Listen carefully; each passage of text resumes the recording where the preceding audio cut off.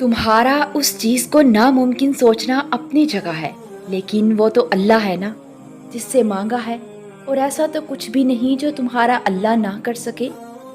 हार ना मानो, दुआ करो, इंशाअल्लाह इस बार तुम्हारी सब दुआएं कबूल होंगी। और कुरान तो जगह जगह तसल्ली दे रहा है कि ना उम्मीद ना हो, कमज़ोर ना पड़ो, और यकीन रखो तुम्हारा रब तुम्हारे साथ है। देखना वो बहुत जल्द सब ठीक कर देगा। और तुम ज़रूर वो दिन देखोगे जब 70 माओं से ज़्यादा मोहब्बत करने वाला तुम्हें अपनी मोहब्बत का रंग दिखाते हुए राज़ी करने में कोई कसर नहीं छोड़ेगा। ये सब्र तुम्हारे लिए बड़े मोजज़े लाने वाला है।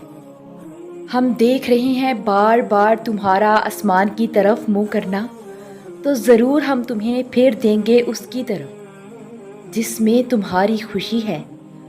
तुम तब भी दुआ करते रहना जब तुम्हारे पास कबूलियत की कोई भी वजह बाकी ना रहे, क्योंकि बेबस सिर्फ तुम हो, अल्लाह नहीं।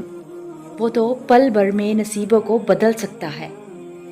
एक दिन तुम्हारे पास वो सब होगा जिसे पाने की उम्मीद में तुम इतनी दुआएं करते हो, रातों को उठते हो। अल्लाह तुम्हें वो सब देगा जिसकी तुम तमन्ना करते हो। तुम्हारा इंतज़ार ज़ाया नहीं जाएगा। और सब्र से मत उकताएं। अगर अल्लाह चाहता तो पलक झपकने से पहले आपकी ख्वाहिश पूरी कर देता। उससे आपकी उम्मीद और फिक्र के आंसू पसीदा नहीं। वो आपकी हालत को ठीक करने से आजिज़ नहीं है, लेकिन वो उन लोगों से मोहब्बत करता है जो बार बार दुआ मांगते रहते हैं। और अल्लाह जब किसी को अपनी तरफ लाना चाहता है तो उसे किसी के हाथों ज़रूर तोड़ता है, ताकि उसे एहसास हो कि अल्लाह की मोहब्बत के अलावा सब मोहब्बतें झूठी हैं। आजमाइश दुआ की कबूलियत का हिस्सा है। ना देर से मिलता है और ना ही जल्द, बस अल्लाह की रज़ा के मुताबिक मिलता है।